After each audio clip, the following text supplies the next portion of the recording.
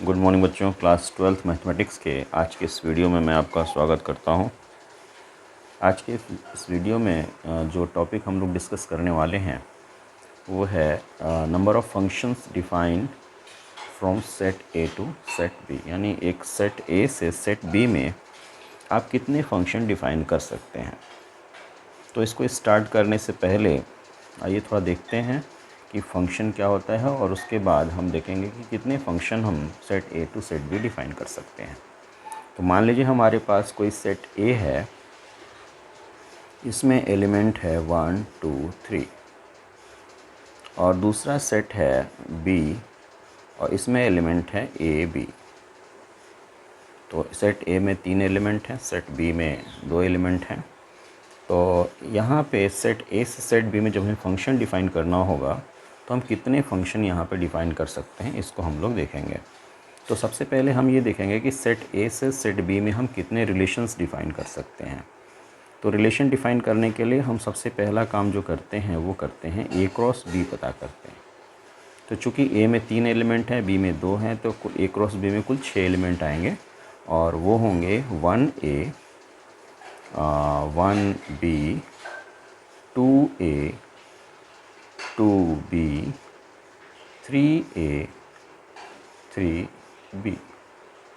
यानी ए cross B में number of elements जो होंगे ए क्रॉस बी में वो होंगे 3 और मल्टीप्लाइड बाई 3 मल्टीप्लाइड बाई 2 यानी 6। कुल 6 एलिमेंट्स यहाँ पे होंगे 1A 1B 2A 2B 3A 3B। अब इसी ए क्रॉस बी का अगर हम एक सबसेट ले लें तो वो एक रिलेशन कहलाएगा और जो कि डिफाइंड होगा from set A to set B. यानी अगर कोई रिलेशन है आर और वो set A to set B defined है तो ऐसे रिलेशंस की संख्या जो होगी वो होगी 2 पावर 6, क्योंकि हम बोलते हैं कि जितने भी इसके सबसेट होंगे ए क्रॉस बी के वो सब एक रिलेशन बोले जाएंगे। तो चूँकि ए क्रॉस बी में 6 एलिमेंट्स हैं तो 2 पावर 6 सबसेट्स इसके मिलेंगे, 2 पावर 6 इसके उपसमुच्चय मिलेंगे। यानी हमें जो रिलेशंस की संख्या होगी वो होगी 2 पावर 6। 2 पावर 6 का मतलब 64। ये आपका होगा नंबर ऑफ़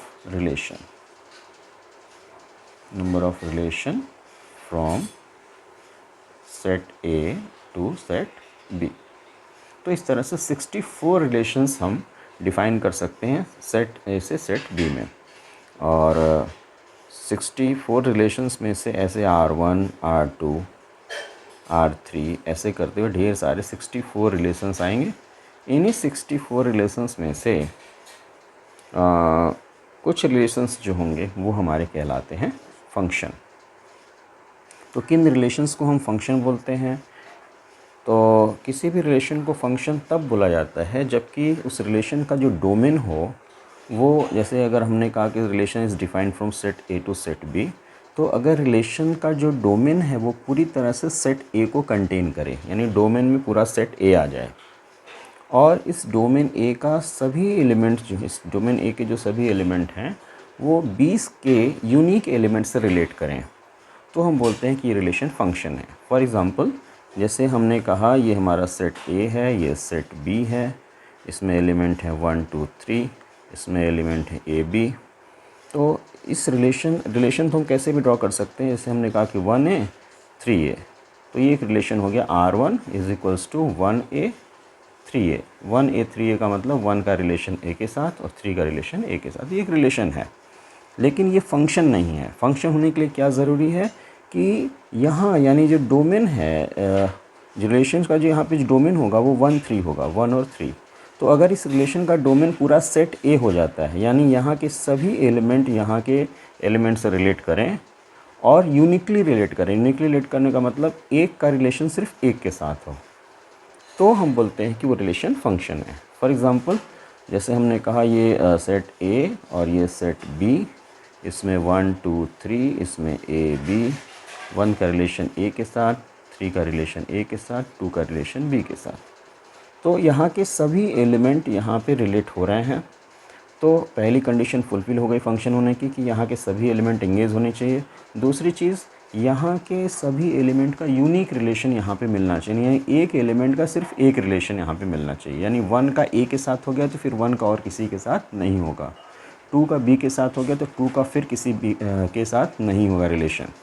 तो इस तरह से अगर ये दो कंडीशन फुलफ़िल होते हैं तो हम बोलते हैं कि ये जो रिलेशन होगा ये फंक्शन होगा। तो अगर इस रिलेशन को मैं R2 बोलूँ तो R2 में आएगा 1A, ये 1A हो गया, और 2B हो गया, और 3A हो गया। अब ये जो रिलेशन है ये आपका फंक्शन कहलाएगा। क्यों?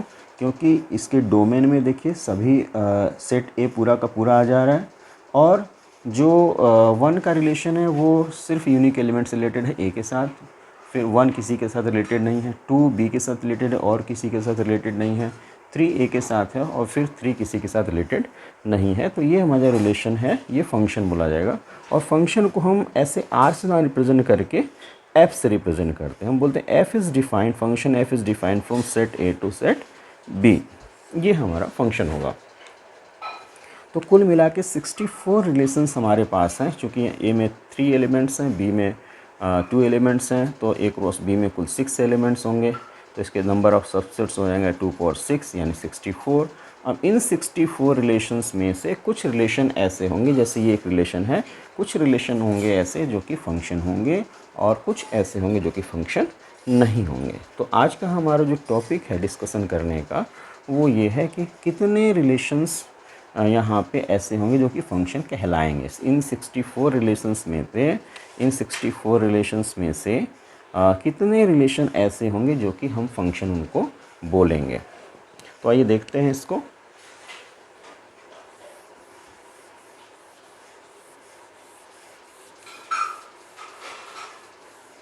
ये हमारा सेट ए है जिसमें कि एलिमेंट है 1 2 3। सेट बी में एलिमेंट है ए बी।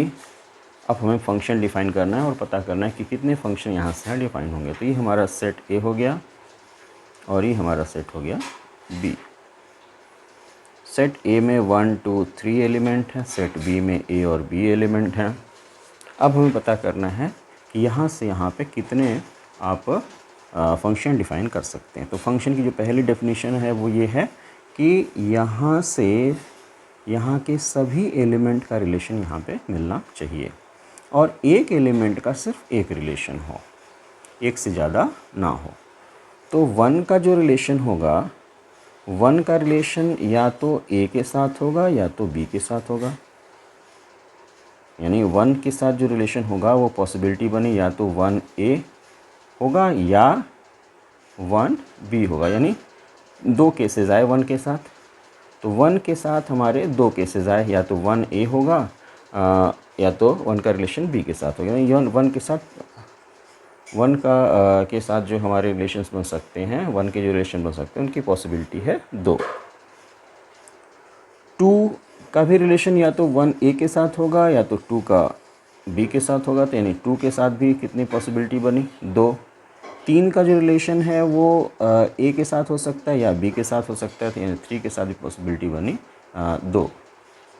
तो कुल नंबर ऑफ़ केसेस जिसमें कि 1 2 3 तीनों की रिलेशन A और B से हों वो टोटल हो जाएंगे 2 × 2 × 2 यानी 8। ये मल्टीप्लिकेशन प्रिंसिपल से पॉसिबल है। ये कैलकुलेशन जो है मल्टीप्लिकेशन प्रिंसिपल जो आपने क्लास 11th में पढ़ा होगा परम्यूटेशन कॉम्बिनेशन चैप्टर में, उससे ये आया। तो एक बार फिर से समझ लेते हैं। क्योंकि हमें यहाँ पे 1 को यहाँ से रिलेट करना है, तो 1 को रिलेट करने के दो तरीके हैं, या तो वो A से रिलेट होगा या तो B से रिलेट होगा। और 2 को रिलेट करने के दो तरीके हैं, या तो 2A से रिलेट होगा या तो 2B से रिलेट होगा। 3 को रिलेट करने के दो तरीके हैं, या तो 3A से रिलेट होगा या तो 3B से रिलेट होगा। यानी आपके पास कुल मिला के A1 के लिए 2 केसेस हो गए, 2 के लिए 2 केसेस हो गए, 3 के लिए 2 केसेस हो गए। तो फंक्शन तो तभी बनेगा जबकि 1 का भी रिलेशन मिले, 2 का भी मिले, 3 का भी मिले।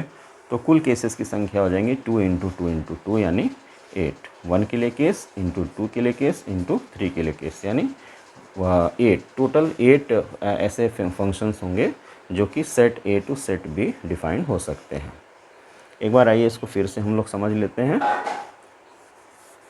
और हम फिर देखेंगे कि 8 जो फंक्शन बन रहे हैं वो कौन कौन से हैं।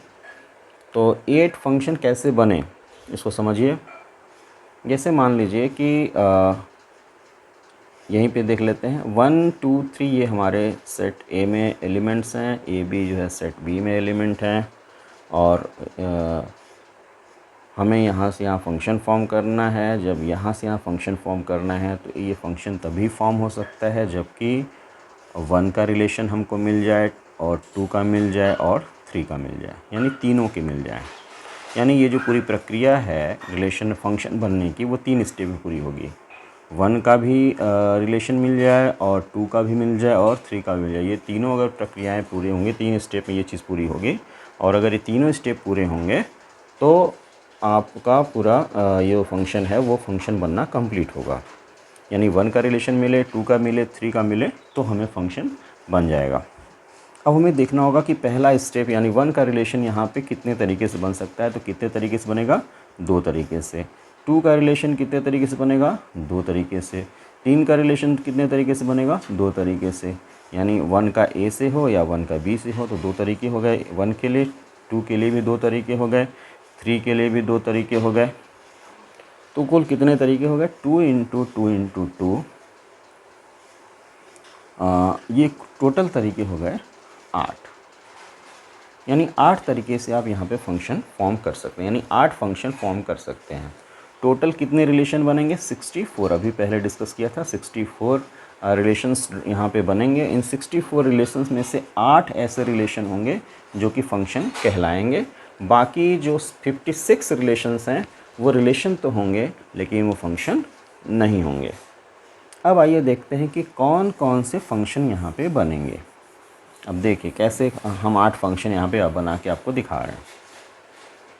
तो 1 का जो रिलेशन है वो या तो ए के साथ होगा या तो 1 का बी के साथ होगा।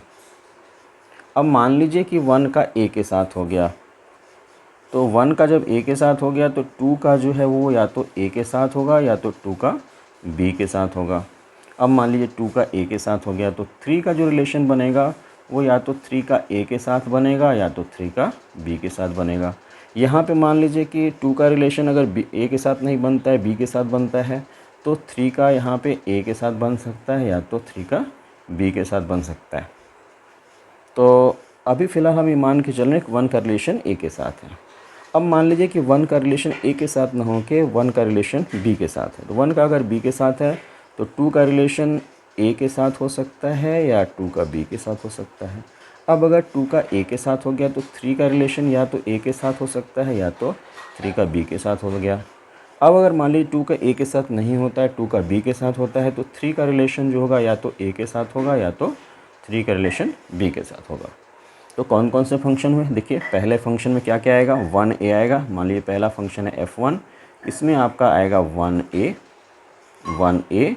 2a 3a 1a 2a 3a, ये पहला फंक्शन हो गया। दूसरा फंक्शन हो गया आपका 1a 2a 3b 1a 2a और 3b। तीसरा फंक्शन हो गया f3, ये हो गया 1a 2b 3a 1a 2b और 3a। चौथा रिलेशन हो गया 1a 2b 3b 1a 2b और 3b। पांचवा रिलेशन हो गया 1b 2a 3a 1b 2a 3a। ये रिलेशन नहीं बल्कि फंक्शंस हैं। छठा फंक्शन हो गया 1b 2a 3b 1b 2a 3b। सातवां रिलेशन फंक्शन हो गया आपका 1b 2b 3a 1b 2b 3a। और आठवां फंक्शन हो गया 1b 2b और 3b। इतने फंक्शन हो गए। 8 फंक्शन आप यहाँ पे set A to set B define कर सकते हैं। तो ये 8 फंक्शन हो गए हमारे। तो अगर हम इसको जनरलाइज करें इस रिज़ल्ट को, जैसे एक एग्जांपल और देख लीजिए। मान लीजिए ए में से 3 एलिमेंट ना होते बल्कि मान लीजिए 10 एलिमेंट होते। ए में मान लीजिए हमारे पास 10 एलिमेंट होते।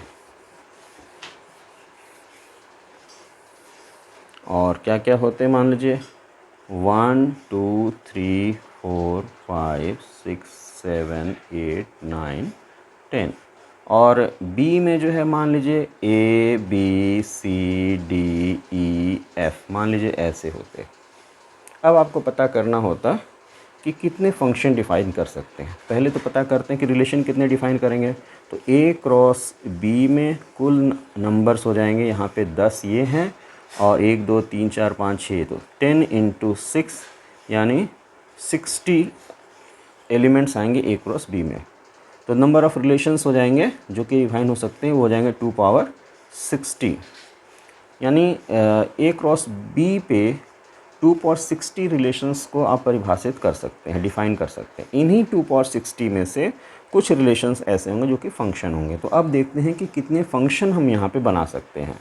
तो ये सेट ए हो गया, इसमें 1 2 3 4 5 6 7 8 9 10 ऐसे हो गया।